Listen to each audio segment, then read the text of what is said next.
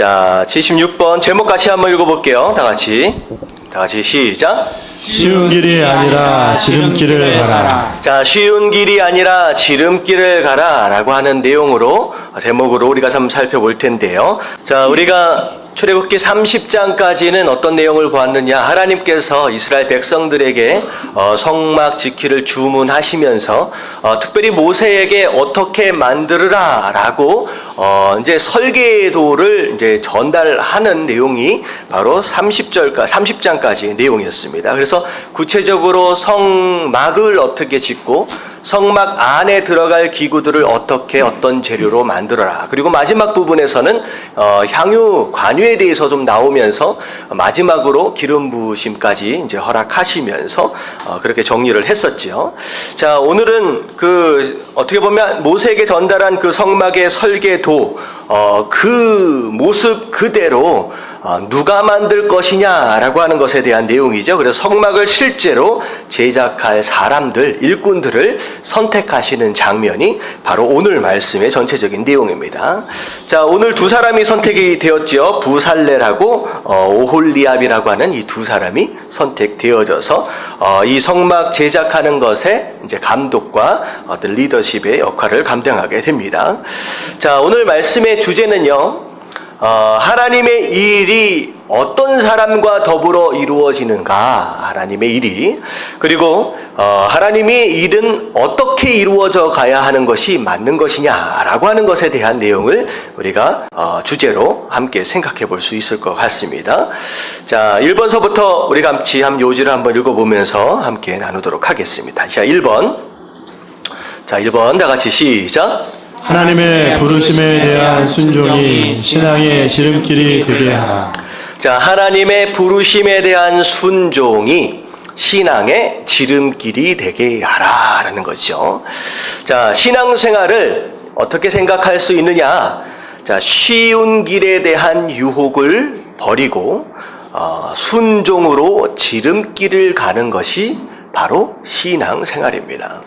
자, 원래 오늘 말씀의 원래 제목은요, 뭐였냐면 쉬운 길이 아니라 바른 길을 가라라고 하는 게 원래 제목이었어요. 근데 바른 길을 간다라고 하는 것을 고민하다가 마지막 막판에 이제 제가 제목을 좀 바꿨습니다. 지름길이다라고. 바꾼 이유가 무엇이냐? 여러분, 지름길을 영어로 뭐라 그러는지 아세요? 지름길은 영어로 shortcut이라고 그럽니다. shortcut. 그래서 가장 짧은 길이에요. 지름길은 다른 뜻이 아니라 가장 짧은 길입니다. 여러분들 이왕에 인생을 살아간다라고 했을 때 뱅글뱅글 돌아가는 인생이 있고요. 그리고 잘못 갔다가 돌아오는 인생들이 많이 있죠. 근데 인생을 간다라고 했을 때 가장 좋은 길은 가장 짧은 길로 직진해서 가는 것이 가장 좋은 것이 아니겠느냐라는 생각을 해보게 됩니다. 근데 많은 경우 우리는 이런 유혹들에 시달리게 되죠. 어떻게 가면 쉽게 갈 수 있을까? 자, 어떻게 가면 편안하게 갈 수 있을까? 또 어떻게 가면 안전하게 갈 수 있을까라고 하는 유혹들을 우리가 받게 됩니다. 하지만 진짜 신앙생활 안에서 정말로 제대로 된 길을 빨리 가기 원하신다라고 한다면, 자, 무엇이 가장 좋은 방법이냐? 하나님의 말씀에 순종하는 것이다 라는 것이죠. 그래서 오늘 말씀은요, 바로 순종하는 것으로 말미암아 지름길을 가는 것이, 짧은 길을 가는 거, 그게 가장 좋은 길이다 라고 하는 것입니다. 자, 오늘 말씀에 보면, 자, 2절에 보면 어떤 말씀이 나오느냐? 부살렐을 하나님이 선택하시고, 자, 6절에 보면 오홀리압을 선택을 하십니다. 이 두 가지 말씀을 보면 주어가 누구예요? 주어가. 내가 유다지파 훌의 손자여 우리의 아들인 부살렐을 지명하여 부르고. 누가 지명하셨어요? 하나님. 네, 하나님이 지명하셨습니다.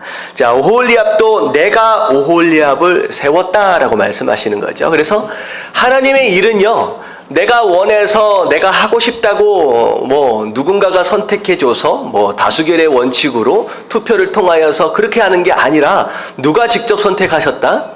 하나님이 직접 선택하신 것이다라는 거죠. 그래서 어떻게 보면 하나님의 일을 감당하는 사명자, 어떤 그런 의미에서는 주체가 하나님이어야 하고 모든 주권이 하나님 안에 있다라고 하는 것입니다. 자, 근데 하나님의 이 부르심에 대하여 우리가 이제 두 가지로 좀 생각할 수 있는 내용이 있는데, 사실 문제지요. 하나님의 부르심에 대한 우리가 경험할 수 있는 문제 두 가지를 보면, 어떻게 첫 번째는 부르시지도 않았는데 나서는 사람들이 있다라고 하는 거예요. 부르지도 않았는데, 그 일로 내가 너를 선택하지도 않았는데 자꾸 내가 하고 싶다, 내가 원한다라고 해가지고 나서는 사람들이 있죠. 여러분들, 부르심이 아님에도 불구하고 나서는 사람들은 어떻게 되는 모습이 되어지느냐? 나도 피곤해지고 그 일로 인하여 다른 사람들도 피곤해진다라고 하는 것이죠. 그래서 첫 번째 문제는 과연 내가 하나님께 그 일로 부르심을 받았느냐 아니냐라고 하는 것을 분별하는 게 굉장히 중요합니다. 이게 인생이 거꾸로 오히려 돌아가는 어떤 그런 인생이 될 수 있다는 거죠. 여러분들, 사과나무로 심음을 받았다라고 한다면 뭘 맺기 위해 애를 써야 되는 거예요? 사과나무면 사과 열매를 맺기 위해 애를 쓰면 되는 것이죠. 근데 나는 사과나무로 하나님께서 나를 심으셨는데 평생 배를 맺기 위해 열심히 노력하고 있다라고 하는 것은 어떻게 되는 인생이에요? 헛수고하는 인생이 되겠죠. 그래서 나는 과연 어떤 나무로 어떤 열매를 맺기 위해서 하나님께서 나를 부르셨느냐라고 하는 것을 분별하는 것이 굉장히 중요하고요. 그리고 그 부르심에 합당하게 응답하는 게 굉장히 중요합니다. 그래서 나를 뭘로 부르셨느냐라고 하는 걸 아는 것은 첫 번째로 굉장히 중요하죠. 자, 두 번째 문제는 뭐냐면, 하나님이 분명히 부르셨음에도 불구하고 순종하지 않고 응답하지 않는 사람들이 있다라고 하는 거죠. 나를 분명히 부르셨어요. 근데 순종하지 않는 모습들이 많이 있다라고 하는 것입니다. 자, 오늘 말씀에 등장하고 있는 이 부살레라고 오홀리압이라고 하는 사람을 보면요, 한가하게 놀던 사람이 아닙니다. 이게 보니까 능력도 있고 실력도 있고 기술도 있고 지혜와 명철과 지식도 있는 사람이에요, 원래. 다시 말하면 하고 있는 일이 없을 수가 없이 나름대로 하고 있는 일들도 있을 것이고 바쁜 사람이었다라고 하는 거죠. 근데 자, 오늘 말씀에 보니까 이 이후로도 마찬가지입니다. 하나님께서 이들을 선택하시고 부르신 다음에 이들이 고민했거나 방황했다라고 하는 그런 말씀이 뒤에 있습니까? 없습니까? 없어요. 그냥 하나님이 부르셨고 그들은 아무 반발이 없이 아무 고민도 없이 그냥 뭐 했다라는 거예요? 그냥 순종했다라고 하는 겁니다. 물론 나름대로 속으로 다른 사람들이 모르게 고민했을 수는 있어요. 하지만 드러내지 않는 고민이었죠. 어떻게 보면 마음 가운데 이 순종에 대한 어떻게 보면 고민들이 있었을 수는 있지만 그들 스스로 순종하기를 결단했다라고 하는 이런 모습으로 볼 때 어떻게 보면 내가 뭐 하기 위해 바빠서, 내가 뭐 때문에 시간이 없어서, 내가 뭐 하기 때문에 뭐 해서라고 하는 핑계와 어떤 이유들이 우리의 순종을 막아서는 안 된다라고 하는 것이죠.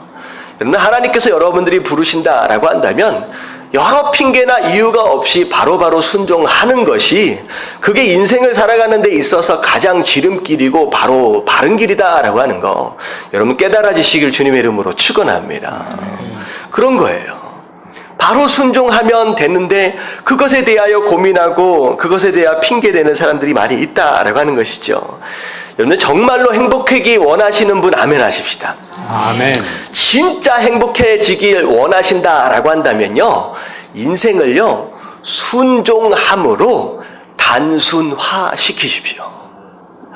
내 인생은 왜 이렇게 복잡할까? 뭘 하면 여기서 막히고 뭘 하면 여기서 막히고 뭘 하면서 여기서 터지고 수도 없이 터지는 문제 가운데 복잡하게 사는 사람들이 있다라고 하는 거예요. 여러분 인생을 복잡하게 만드는 것은요 하나님이 아니에요. 여러분 누가 여러분들의 인생을 복잡하게 만드냐? 스스로 여러분들의 인생을 복잡하게 만듭니다. 여러분 복잡한 인생을 여러분 간단하게 단순하게 만들 수 있는 비결은 뭐냐면 그냥 말씀하신 것에 뭐 하면 된다? 순종하면 된다라는 거죠. 순종하면 된다. 저는 제가 어렸을 때부터 이제 자라면서 항상 하나님께 기도했던 제목들 가운데 하나가 뭐냐면 하나님, 제가 평생 살아가면서 디시전 메이커가 되지 않길 원합니다. 선택하는 사람이 되지 않게 하여 주시옵소서라고 기도했던 것 같아요. 자, 뭐냐면 내 앞에 A라고 하는 선택과 B라고 하는 선택의 길이 놓여 있다라고 한다면 자, 고민할 수밖에 없을 것 같아요. A라고 하는 것이 지금은 너무 좋아 보이지만 과연 10년 뒤, 20년 뒤 A라고 하는 선택에 내가 선택하는 것으로 인하여 후회하지 않을 것이냐라고 했을 때 장담할 수 있습니까? 없습니까? 없잖아요. 지금 당장은 A가 너무 좋아 보이지만 나중 몇 년 뒤에 볼 때 차라리 B를 선택했어야 되는데 라고 후회할 수 있다는 거죠. 왜냐하면 나는 전지하고 전능한 사람이 아니기 때문에요. 그래서 A를 선택하든 B를 선택하든 고민하지 않게끔 하나님, 나에게 정말로 하나의 길만 허락하시옵소서라고 기도했어요. 자, 그건 뭐 하겠다라고 하는 결단입니까? 네, 주시면 그냥 결단하고 순종하겠다라고 하는 것이죠. 그래서 제가 쭉 돌아보니까 그렇게 뭐 열심히 살았고 뭐 대단한 삶을 살은 것 같지는 않지만요. 딱 보니까 하나님께서 딱 한 길만 주셨던 것 같아요. 한 길만 보여주셨고 그 길에 순종했더니 굉장히 심플하고 아주 단순하게 그냥 최대한 빨리 달려왔다라는 그런 생각이 더 드는 거예요. 여러분들, 이게 성도가 살아가는 삶의 비결입니다. 이것저것 주시는 수많은 것들 가운데 내가 선택해서 내가 원하는 것을 선택해서 가지 마시고요. 그래서 하나만 선택할 수 있도록 하나님 보여주시는 그 길에 순종하기를 결단하고 가는 바로 그런 삶이 바로 성도의 삶이고 그게 가장 행복한 삶이다라고 하는 거. 여러분, 깨달아지시길 주님의 이름으로 축원합니다. 아멘. 그래서 제가 초등학교 때부터 고등학교 때까지 생활기록부를 보면 장래 희망이 계속 뭐였는지 아세요? 그냥 목사였어요. 1학년 때부터 6학년 때까지 장래 희망이 목사였고 중학교 때 고등학교 때까지 계속 장래 희망이 계속 목사였습니다. 그랬더니만 너무 그냥 막 열심히 달려가다 보니까 벌써 여기까지 온 것 같아요. 여러분들 복잡하게 이것저것 생각하며 살려고 하지 마시고 보여주시는 그 길을 보고 순종하시게 되길 주님의 이름으로 축원합니다. 자, 그래서 히브리서 11장 8절에는 이런 말씀이 있어요. 다 같이 한번 읽어볼게요. 다 같이 시작. 믿음으로 아브라함은 부르심을 받았을 때에 순종하여 장래의 유업으로 받을 땅에 나아갈새 갈 바를 알지 못하고 나아갔으며. 자, 히브리서 11장은 믿음장이라고 부릅니다. 믿음에 대해서 쭉 설명을 하고 있어요. 자, 오늘 말씀 11장 8절 말씀을 믿음에 대하여 정의를 내려보라, 이 말씀을 근거로 믿음에 대하여 정의를 내려보라고 하면 줄 쳐져 있는 부분만 읽으면 돼요. 자, 어떻게 읽으면 되냐면 믿음은 부르심을 받았을 때 뭐 하는 거? 순종하는 것. 이게 믿음입니다. 이거 굉장히 간단한 거예요. 믿음을 다른 것으로 생각하지 마십시오. 열심히 예배를 나오는 거 믿음이다라고 얘기하지만 본질이 아닙니다. 열심히 봉사하고 열심히 기도하고 열심히 무엇인가 하는 거 본질이 아닐 수 있다는 거. 진짜 믿음의 본질은 딱 하나예요. 믿음은 하나님이 부르셨을 때 뭐 하는 거? 순종하는 것이 믿음입니다. 내가 오래 믿었다고 믿음 있다 착각하지 마시고 과연 나는 하나님이 부르셨을 때 순종하느냐라고 하는 거죠. 여러분들, 예배 가운데 나온 거 이것은 굉장한 순종입니다. 눈에 보이는 순종이에요. 여러분들 딱 보실 때 나는 과연 어떤 것에 순종하고 있느냐, 눈에 보이는 것에서부터 한번 살펴보십시오. 보이지 않는 것으로 믿음을 증명하려고 하지 마시고 보이는 것으로 믿음을 확인해 보십시오. 내가 얼마나 어떻게 예배로 하나님께 순종하고 있으며. 여러분들 큐티 하시죠? 한 분도 대답을 안 해주시면 되게 애매한데, 여러분들 아침에 말씀 묵상하시는 분 아멘 하십시다. 아멘. 말씀 묵상하라라고 말씀하셨으면 말씀 묵상하는 게 뭐예요? 순종이에요. 하루 매일매일 기도로 삶을 살아라, 아침 저녁으로 기도로 시작하고 기도로 하루를 마무리해라 라고 말씀하셨다라고 한다면 그렇게 기도로 순종하는 바로 그것이 순종이다라는 거죠. 그래서 여러분들 삶 가운데 눈에 보이는 순종을 얼마나 순종을 하고 있는 것인지 확인할 수 있다라고 한다면 여러분들의 믿음 있음과 없음이 구분이 되어질 수 있다라고 하는 거죠. 자, 그래서 첫 번째, 하나님의 부르심에 대한 순종이 신앙의 뭐다? 지름길이다 라고 하는 거. 여러분 매일매일 순종함으로 진짜 행복한 삶을 누리시는 성도들 되시길 주님의 이름으로 축원합니다. 아멘. 자, 두 번째 같이 읽겠습니다. 시작. 성령의 충만함이 모든 사역의 시작이 되게 하라. 자, 오늘 말씀에 이 두 사람을 선택하고 나서 하나님께서 이 두 사람과 더불어 가장 먼저 하셨던 일이 무엇이냐, 명령하신 게 무엇이냐, 3절 말씀에 보면 앞에, 자, 줄 쳐진 데만 읽어볼게요. 시작. 하나님의 영을 그에게 충만하게 하여. 자, 일꾼을 선택하신 다음에 가장 먼저 하셨던 일이 무엇이냐, 하나님의 영을 그에게 충만하게 했다. 충만하도록 하라라고 말씀하신 거예요. 다시 말하면 무엇에 충만이 필요하다? 성령의 충만함이 필요하다는 거예요. 자, 하나님의 일을 감당하기 위해서는 반드시 먼저 무엇으로 시작되어져야 하느냐? 내가 하나님의 영, 성령으로 충만해야 한다라고 하는 것이죠. 자, 이미 그런 것들을 만들 수 있는 실력도 있고 능력도 있어요. 하지만 그들의 세상적인 기술과 어떤 재능만으로 온전하게 하나님의 일을 감당할 수는 없다라고 하는 것이죠. 어떻게 보면 하나님께서 하시는 일에 대해서는 그분의 영으로 충만해야만 그분의 일을 온전하게 감당할 수 있다라고 하는 것입니다. 자, 이것은 뭐에 대한 내용이냐? 제가 자주 드리는 말씀 중에 하나죠. 성령 충만이다라고 하는 것에 항상 등장하는 표현이 있어요. 내가 할 수 있다는 믿음을 버려라라는 거죠. 하나님의 일을 감당함에 있어서 내가 할 수 있다는 믿음, 내가 할 수 있다라고 하는 착각을 버려야 된다라고 하는 거죠. 기술이 좀 있다고 해서 경험이 좀 있다라고 해서 교만한 마음으로 내가 할 수 있지라고 막무가내로 덤벼들 수 있는 일은 하나님의 일이 아니다라고 하는 것입니다. 그래서 성령 충만, 하나님의 주권 아래서 하나님의 다스림 가운데, 하나님의 능력 가운데 그 일을 감당해야 하는 것이 바로 하나님의 일이다라고 하는 거예요.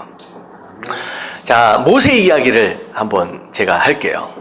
자, 모세가 나이 40살이 되었을 때 어떤 마음으로 충만했느냐? 내가 히브리 사람, 내 민족을 내 힘으로 구원할 수 있다라고 하는 생각으로 충만했습니다. 자, 모세는 40세 때 젊기도 하고요.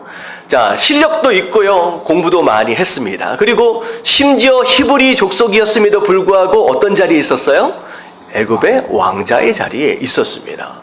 당시에 가장 강력하고 큰 나라의 왕자의 신분이었다라고 한다면 나름대로의 권력과 힘과 지혜와 젊음과 능력을 가지고 무엇이든 할 수 있을 거다라고 하는 자신감으로 충만할 때다라는 거죠. 그래서 그 자신감과 그 의지를 가지고 이스라엘 백성들을 구원하려고 시도를 했는데 됐습니까? 안 됐습니까? 오히려 안 됐어요. 그래서 오히려 애굽 사람들한테 무시당하고 심지어 히브리 사람들에게 무시당하고 언제부터 너희를 우리의 재판관으로 세웠느냐라고 하면서 왕따를 당하며 나중에 심지어는 살인죄를 쓰고 광야로 쫓겨나게 되는 그런 상황이 되어버렸다는 거죠. 자, 이게 뭐에 대한 내용이냐? 내가 할 수 있다. 이 정도면 괜찮지. 내 능력으로, 내 힘으로, 내 젊음으로 할 수 있다라고 하는 나로 가득 차 있는 이 상태로는 하나님이 쓰실 수 있다는 거예요? 없다는 거예요? 없다는 거예요. 나로 가득 차 있는 내 마음 안에 하나님이 들어오실 수 있는 공간이 없습니다.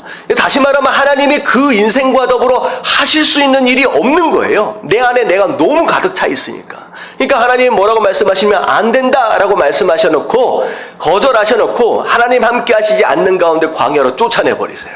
그리고 40년 동안 모세가 경험한 것이 무엇이었느냐? 그 전까지만 해도 나는 할 수 있다라고 했는데 40년 동안 시간이 지나면서 경험한 게 뭐예요? 나는 할 수 없다라는 마음으로 채워지기 시작하는 거예요. 오히려 할 수 있다라고 하는 나라고 하는 존재가 내 안에서 빠져나가기 시작하는 거예요. 40년을 살아보니까 결국은 80세가 되었을 때 뭐 하고 있었어요? 누구의 양을 치고 있었어요? 장인의 양을 치고 있었습니다. 자기 양도 아니에요. 나이 80이 되도록 자기 양 하나 없이 남의 집에 얹혀 사는 꼴이 되어서 그걸 40년을 살아보니까 이 안에 있는 자존심도 완전히 사라지고 이 안에 교만함도 사라지고 내 안에 있는 내가 모세 안에 있는 모세가 어느덧 어떻게 됐어요? 사라져버리는 거예요. 이 안에 비어버린 상태. 나는 아무것도 할 수 없습니다. I am nothing. 나는 아무런 존재도 아닙니다 라고 하는 고백이 이 안에 충만할 때 그때서야 하나님께서 모세를 부르시는 거예요. 어떻게 되는가? 이 비어있는 마음 가운데 하나님께서 이제 들어가실 공간이 생겨지게 된 것이다라는 거죠. 그때부터 하나님이 뭐라고 말씀하시냐? 부르시고 사명을 주시고 그 다음에 하나님께서 모세와 약속하신 게 뭐예요? 내가 정녕 너와 함께 하겠다. 자, 이게 바로 성령의 충만입니다. 그러면 성령 충만은요, 어느 때 오느냐? 여러분들 안에 있는 여러분들을 전부 다 드러낼 때, 여러분들의 마음을 비울 때, 그때 성령의 충만, 하나님의 다스림이 임할 수 있게 된다라고 하는 것이죠. 혹시 그 노래를 혹시 아세요? 이게 가요처럼 알고 계시는데, 조성모가 부른 노래인데요. 그 가시나무라고, 그 앞에 가사가 어떻게 되냐면, 내 안에 내가 너무도 많아. 이 가사가 있어요. 내 안에 내가 너무도 많다. 여러분들 이게 원래 가요가 아닙니다. 이게 원래 하덕교 목사님이 이게 복음성가로 맨 처음에 만드신 곡이에요. 이게 이제 제가 알기로 교과서에도 이게 들어가 있다고 하고 제가 이제 알고 있는데 내 안에 내가 너무 많아서 그가 거할 곳이 없대요. 무슨 얘기인지 아세요? 여러분 정말로 성령 충만한 가운데 하나님 앞에 아름답게 쓰임받기 원하신다라고 한다면 여러분들 안에 있는 여러분들을 드러내십시오. 내가 할 수 있다라고 하는 믿음과 착각을 드러내야 그때 하나님께서 여러분들을 사용하실 수 있다라고 하는 것이죠. 할렐루야. 자, 그래서 베드로전서 4장 1절 말씀 같이 한번 읽어볼게요. 다 같이 시작. 그리스도께서 이미 육체의 고난을 받으셨으니 너희도 같은 마음으로 갑옷을 삼으라. 이는 육체의 고난을 받는 자는 죄를 그쳤음이니. 자, 고난에 대한 내용인데 그리스도께서 이미 육체의 고난을 받으셨다.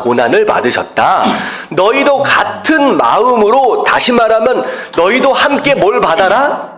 고난을 받아라 라는 거죠. 마치 40년 동안 광야에서 고난을 받았던 모세의 모습처럼 고난을 받아라. 내가 할 수 없다라고 하는 것을 계속 느껴봐라. 그러면 우리 삶 가운데 뭐가 들어오는 거예요? 겸손함이 들어오는 거예요. 하나님, 나는 아무것도 할 수 없습니다. 하나님 도와주셔야 합니다 라고 하는 그 마음이 들어온다는 거예요. 근데 그 마음이 곧 우리에게 뭐가 된다는 거예요? 그 마음으로 갑옷을 삼아라 하는 거죠. 여러분, 신앙의 갑옷은요, 겸손함입니다. 고난을 통하여 나는 아무것도 할 수 없습니다 라고 내 자신을 내려놓고 하나님의 능력과 하나님의 권능에 의지하는 바로 그 마음이 여러분 신앙의 진짜 갑옷이 된다라고 하는 거예요. 여러분들 교만한 마음은요, 금방 무너집니다. 금방 화살 맞는 거예요. 창 맞는 거예요.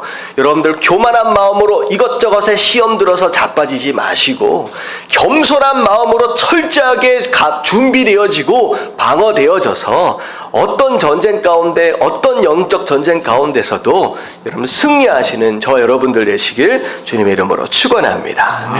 자, 그래서 성령 충만이 마지막으로 뭐라고 좀 정의를 했었느냐? 구원받은 성도가 하나님께서 주신 사명을 이루기 위해서, 사명을 이루기 위해서 반드시 필요하다는 거예요. 그래서 어떻게 되는 거예요? 성령의 전 인격적인 다스림과 능력을 덧입는 것, 바로 그것이 성령 충만이다라는 것. 여러분들 성령 충만함으로 하나님 다스림 가운데 온전히 순종하시는 저와 여러분들 되시길 주님의 이름으로 축원합니다. 아멘. 자, 세 번째입니다. 세 번째 다 같이 읽겠습니다. 시작. 지속적인 연습과 연구로 끊임없는 성장이 실력이 되게 하라. 자, 성령 충만해요. 그러면 하나님께서 알아서 다 해주실 것이다 라고 믿을 수 있지만 중요한 건 뭐냐면 성령 충만한 가운데 내가 할 부분이 있다라는 거죠. 내가 할 부분이. 자, 지속적인 연습과 연구로 끊임없는 성장이 실력이 되게 하는 것. 자, 저는 진짜 실력은요, 성장하는 것이 실력이라고 믿습니다. 여러분들 아무리 지금 실력이 좋다라고 해도 지금의 실력이 1년이 지나도 2년이 지나도 10년이 지나도 그대로 머물러 있다라고 한다면 그것은 실력이 아니죠. 오히려 지금 조금 못한다라고 할지라도 오히려 열심히 연습하고 연구해서 오히려 점점 발전하고 성장할 수 있다라고 한다면 그게 오히려 우리가 더 추구해야 할 실력이 아니겠느냐라고 하는 거예요. 자, 오늘 말씀을 보면요, 하나님께서 성령의 충만함을 주심과 더불어서 뭐에 대해서 나오고 있느냐, 3절과 4절 말씀에 보면 하나님의 영을 그에게 충만하게 하여 지혜와 총명과 지식과 라고 나와 있어요. 여러분, 지혜는 누가 주시는 거예요? 하나님이 주시는 거예요. 여러분, 총명은 누가 주시는 거예요? 하나님이 주시는 거예요. 근데 지식은 누가 주시는 거예요? 여러분 잘 생각해 보세요. 내일 시험이에요. 여러분들 내일 시험을 잘 보기 위해서 교회 와가지고 3시간 동안 기도하고 가서 시험을 보면 시험을 잘 볼까요? 어떻게 될까요? 못 보는 게 맞지요. 여러분 지식은 무엇을 통하여 얻는다? 공부를 통하여 얻는다. 여러분 착각하지 마십시오. 여러분 신비주의에 빠져가지고 내가 공부 하나도 안 하고 가끔 가다가 그런 일이 있긴 있어요. 가끔 가다가 어떤 목사님이 그런 얘기를 하시더라고요. 갑자기 내일 시험인데, 외국어 시험인데 갑자기 전화가 와가지고 신방을 가게 생겼는 거야. 누가 권사님이 너무 아파서 쓰러지셔가지고 신방을.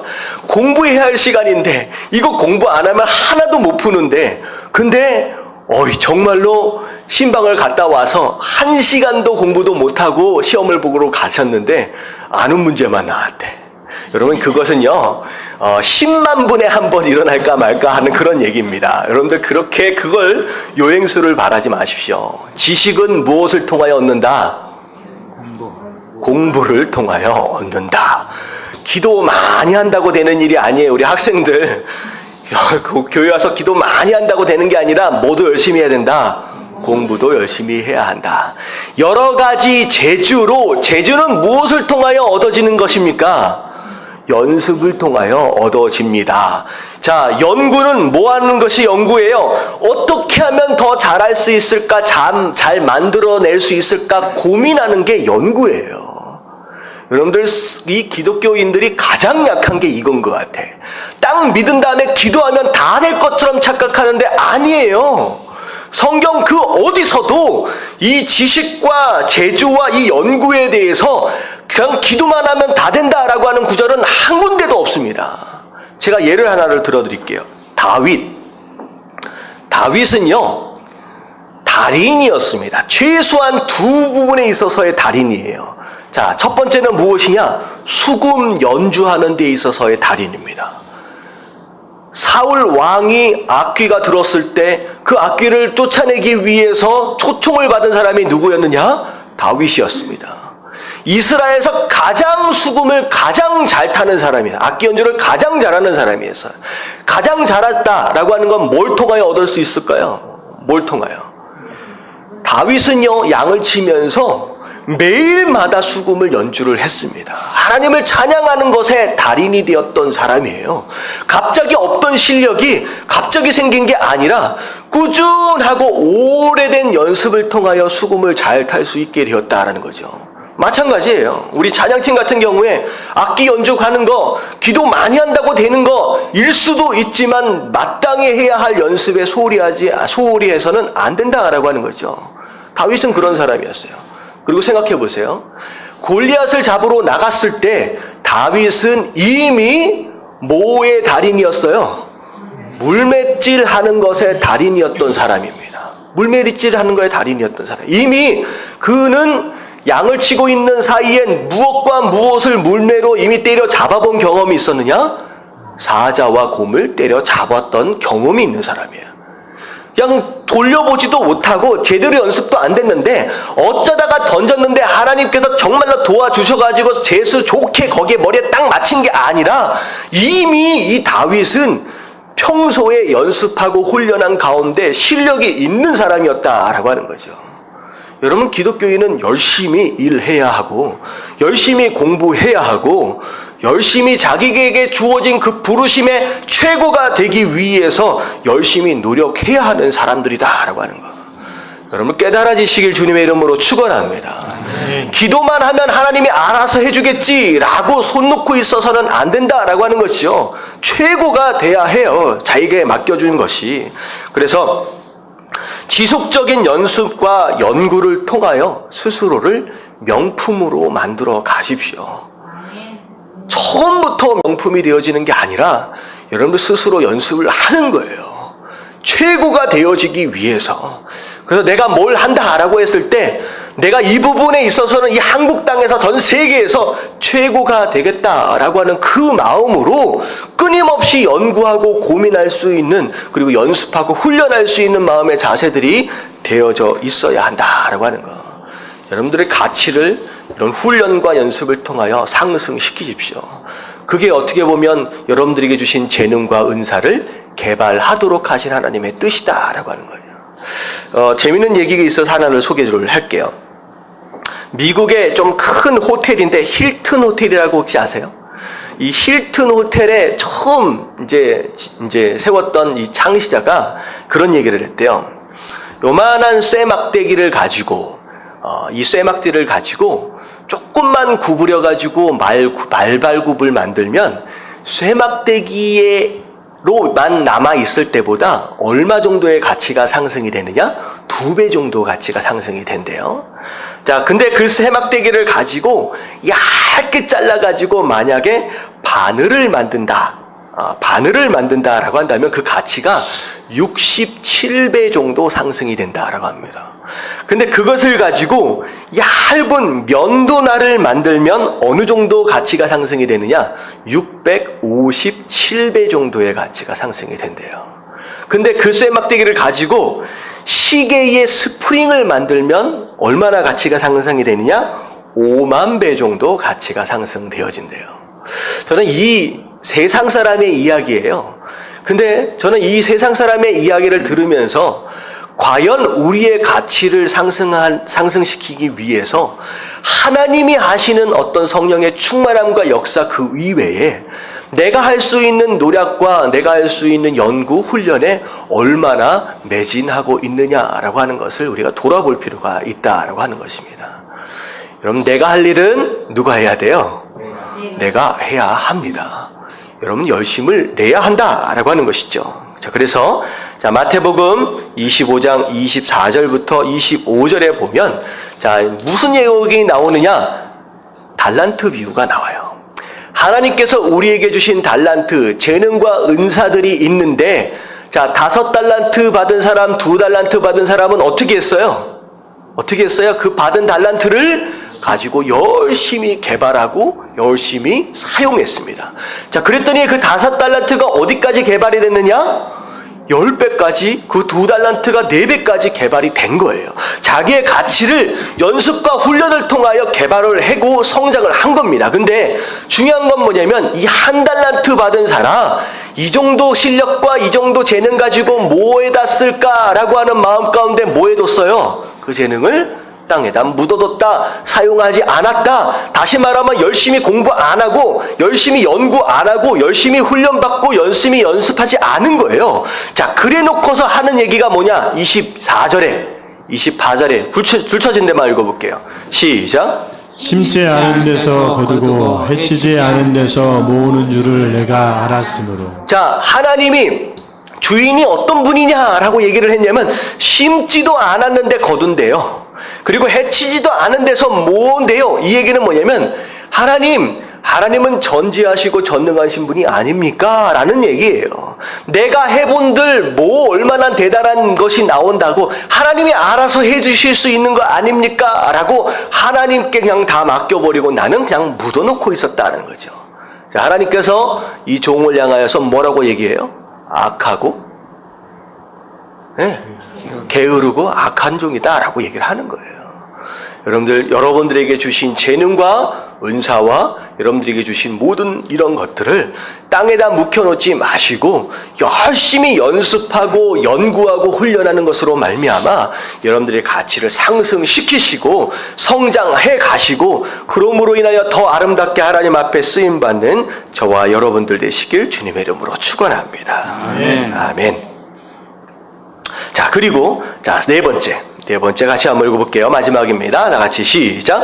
보여주시고 들려주신 하나님의 뜻이 열매가 되게 하라. 자, 일꾼으로 택하시고 그리고 성령 충만과 능력과 그리고 연습과 연구하도록 하신 다음에 그 다음에 성막을 어떻게 만들으라 라고 말씀을 하시느냐. 자, 6절 줄 쳐진 데를 보면 그들이 내게 명령한 것을 다 만들게 할지니 라고 말씀하시고 11절에 보면 뒷부분에 보면 내가 내게 명령한 대로 그들이 만들지니라 라고 말씀하시고 다시 말하면 조금 뭐 할 줄 안다라고 해서 네 마음대로 만들어봐라 잘 만들어봐라 라고 한 게 아니라 어떻게 만들어라? 내가 내게 이야기했던 가르쳐줬던 보여줬던 바로 그대로 만들어라 라고 하나님 말씀하시는 거예요. 여러분들 성도가 궁극적으로 바라봐야 할 인생의 열매는 누구의 뜻이 되어져야 하느냐? 하나님의 뜻이 되어져야 합니다. 굉장히 중요한 내용이에요. 여러분 신앙생활과 종교생활의 차이가 뭐라고 생각하세요? 저는 교회 안에 거의 70-80%의 이상은 종교생활을 하고 있을 가능성이 높다라고 저는 믿습니다. 신앙생활과 종교생활의 차이가 뭐냐? 종교생활은요, 내가 원하는 뜻이 이미 정해져 있어요. 내가 행복이다 라고 하는 개념 자체가 내 안에 가득 차 있습니다. 그래서 하나님 이거 이루어 주시옵소서, 하나님 이 소원 들어 주시옵소서, 하나님 이 문제 풀어 주시옵소서, 심지어 이 문제를 이렇게 풀어 주시옵소서 라고 그 문제의 해결 방법까지 누구 안에 다 있어요? 내 안에 다 있어요. 자, 하나님은 뭐 하시기만 하면 돼요? 내가 원하고 내가 찍어놓고 내가 얘기했던 내가 제시했던 그 모든 방법대로 해결만 해주시면 되는 거예요. 자, 누구를 통하여 누구의 뜻을 이루어가는 삶이냐? 하나님의 능력을 통하여 내 소원과 내 뜻을 이루어가는 삶, 이걸 신앙생활이라고 부르지 않습니다. 이걸 뭐라고 불러요? 종교생활입니다. 절에 가서 기도하는 거랑 저기 선앙당 가서 비나이다 하는 거랑 뭐가 다르냐라고 하는 거죠. 여러분들 신앙생활과 종교생활을 착각하지 마십시오. 자, 종교생활에 갇혀있는 사람은 이런 사람입니다. 분명히 하나님께서 가나안 땅은 저기다 라고 하나님이 광야로 끌어내셨어요. 가나안 땅이 저기다 라고 말씀하시는데 스스로 뭐라고 얘기해요? 생각해보니까 저기는 별로 땅도 좋고 좋지도 않은 것 같은데 왜 저기로 인도하시려고 합니까? 하나님께서 정해놓으신 가나안 땅을 뭐예요? 무시하고 내가 원하는 가나안 땅이 어딜지를 찾는 거예요. 이스라엘 백성들이 광야 안에 나와서 하나님 앞에 불평하고 원망했던 게 뭐예요? 생각해보니까 저기보다 어디가 더 낫다? 애굽이 더 낫네. 차라리 애굽으로 돌아가는 게 낫네 라고 얘기를 하면서 심지어 뭘 위해 기도하는 꼴이에요? 하나님 애굽으로 돌아갈 수 있는 방법을 가르쳐 주십시오. 하나님 애굽으로 돌아갈 수 있도록 도와주십시오. 다시 그 홍해를 건널 수 있도록 도와주십시오 라고 매달리고 기도하는 거랑 똑같은 상황들이 벌어진다라고 하는 거예요. 여러분 가나안 땅은 누가 정해 주셔야 되는 거예요? 하나님이 정해주셔야 되는 거예요. 내 인생의 궁극적인 열매는 누가 정해주셔야 되느냐? 하나님이 정해주시는 거예요. 여러분, 정말로 행복한 삶을 살기 원하신다라고 한다면 여러분들 만드신 대로 살아가십시오. 생긴 대로 살아가십시오. 부르신 대로 살아가는 게 그게 진짜 행복한 삶이다라고 하는 거예요. 내가 원하는 그 무엇인가를 만들어 놓고 단지 하나님을 내 인생의 해결자로, 문제를 해결하는 해결자로서만 묵혀놓지 마시고 진짜 우리가 하나님을 향하여 주님이다라고 부르고 있다라고 한다면 주님 되어지는 삶을 살아야 한다라고 하는 거예요. 여러분들 인생의 목적은 누가 정해주신다? 하나님이 정해주시는 거예요. 기도의 제목 또한 하나님이 정해주시는 거예요. 그래서 하나님을 통하여 내 뜻을 이루는 게 아니라 오히려 내 삶을 통하여 누구의 뜻이 이루어진다? 여러분들 하나님의 뜻이 이루어지는 삶을 사는 것, 여러분 그게 우리가 바라봐야 할 열매고 그게 신앙생활이다라고 하는 거.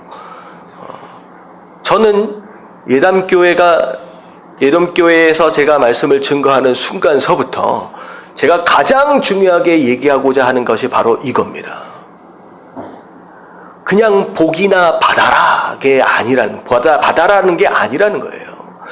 그냥 우리 가정, 그냥 나 잘 먹고 잘 살기 위해서 그냥 하나님에게 매달리는 그런 신앙이 아니라 하나님이 지금 뭘 생각하고 계시는지에 관심을 좀 갖자라고 하는 거예요. 여러분, 하나님 지금 뭘 생각하고 계시는지에 관심을 좀 가지십시오. 할렐루야. 아멘. 그냥 내 삶 가운데 뭐가 필요한지만 생각하지 마시고 지금 하나님이 뭘 생각하고 계실까? 지금 하나님께서 내 삶 가운데 어떤 계획들을 준비해 놓으셨을까? 하나님께서 내 삶 가운데 어떤 꿈들을 하나님께 허락하시길 원하실까? 하나님의 생각에 좀 관심을 갖는 거, 그게 사실 신앙생활의 시작이다라고 생각을 합니다. 로마서 12장 2절 말씀을 보면 너희는 이 세대를 본받지 말고 오직 마음을 새롭게 함으로 변화를 받아라. 세대를 본받지 말고 새로운 마음으로 변화를 받아라. 세대를 본받지 말아라는 것이 무슨 뜻일까요? 세상 사람들과 똑같은 꿈을 꾸고요. 세상 사람들과 똑같은 성공에 대한 데피니션을 가지고 있고 세상 사람들과 똑같은 행복에 대한 가치관을 가지고 있다라고 하는 그거예요 지금. 그거 본받지 말아라는 거예요. 그게 성공이 아니라 그게 행복이 아니다라는 거죠. 그래서 마음을 새롭게 하라. 네 안에 있는 그 세상에 대한 것들, 세상에 대한 가치관들을 버려라. 내어놔라. 그리고 나서 뭐라 그래요? 하나님의 선하시고 기뻐하시고 온전하신 뜻이 무엇인지 뭐하라? 분별하라. 하나님이 지금 무슨 생각을 하고 계시는지, 뭐에 관심을 갖고 계시는지 좀 생각 좀 해봐라. 하나님의 생각을. 이게 하나님의 말씀이에요. 전도서 12장 13절 말씀에 보면 이 일의 결국을 다 들었으니, 이건 이제 전도서 마지막 말씀입니다. 이 세상 인생에 대하여 한참 솔로몬이 이야기한 다음에 마지막 결론이 뭐냐? 마지막 결론이, 인생의 결론이 뭐냐? 하나님을 경외하고 그의 명령들을 지킬지어다. 이것이 모든 사람의 뭐다? 본분이라. 하나님이 뭘 말씀하시는지 그 뜻을 따라 순종하는 거, 그게 인생의 본분이다. 여러분, 우리가 항상 외우고 있는 주기도문을 보세요. 주기도문. 그리고 마태복음 6장 10절에 보면 나라가 임하옵시며 뜻이 하늘에서 이루어진 것 같이 어디에서도? 땅에서도 이루어지라. 누구의 뜻이에요? 하늘에서 완벽하게 이루어지고 있는 뜻이 누구의 뜻입니까? 하나님의 뜻이죠. 그 하나님의 뜻이 어디에서까지도 이루어질 수 있도록, 땅은 어디입니까? 우리의 삶이에요. 하늘에서 완벽하게 이루어지고 있는 그 하나님의 뜻이 내 삶 가운데서도 완벽하게 이루어질 수도 있도록 하는 것이 진짜 기도의 제목이어야 한다라고 하는 거죠. 할렐루야. 자, 마지막 예수님이 겟세마네 동산에서 기도하셨을 때 마지막 뭐라고 기도하세요? 아버지여, 만일 하실 수만 있다라고 한다면 이 잔을 내게서 지나가게 하옵소서. 어떻게 보면 육신을 입고 있는 예수님의 육신적인 기도일 수 있습니다. 어떻게 보면 우리의 기도와 같을 거예요. 하지만 중요한 건 뭐냐면 그것이 이루어지는 것보다, 내 육신적인 무엇인가가 이루어지는 것보다 뭐가 더 중요해요? 나의 원대로 마옵시고, 누구의 원대로? 아버지 하나님의 원대로 하옵소서. 하나님, 내가 원하는 것은 이겁니다 라고 먼저 기도를 하는 거예요. 근데 중요한 건 뭐냐면 내가 원하는 게 이건데 이게 하나님의 뜻과 다르다라고 한다면 내 뜻을 과감하게 어떻게 할 수 있어야 돼요? 내려놔야 돼요. 양보할 수 있어야 돼요. 여러분들, 기도는요, 하나님께 내가 원하는 그 무엇인가를 매달려 설득해서 받아내고야 마는 것이 기도가 아니라, 기도는 무엇이에요? 하나님의 뜻이 이루어지는 것을 간구하는 거. 여러분들, 이게 진짜 기도다라고 하는 거. 여러분, 깨달아지시길 주님의 이름으로 축원합니다. 자, 오늘 말씀은요, 신앙생활의 가장 기본적인 본질과 더불어 우리가 어떻게 하나님 앞에 쓰임받을 수 있고 그 일에 어떻게 사명을 감당할 수 있을 것이냐라고 하는 가장 기본적인 내용들을 우리가 살펴봤습니다. 여러분, 유혹당하지 마십시오. 여러 가지 쉬운 길들과 안전한 길들과 편한 길들에 유혹받지 마시고요. 뭐가 진짜로 숄컷인지, 진짜 지름길인지 여러분들 아시고 하나님의 뜻에 순종하는 거, 여러분 그 길을 가는 것으로 말미암아 진짜 성도사운 성도를 사실 수 있게 되길 주님의 이름으로 축원합니다.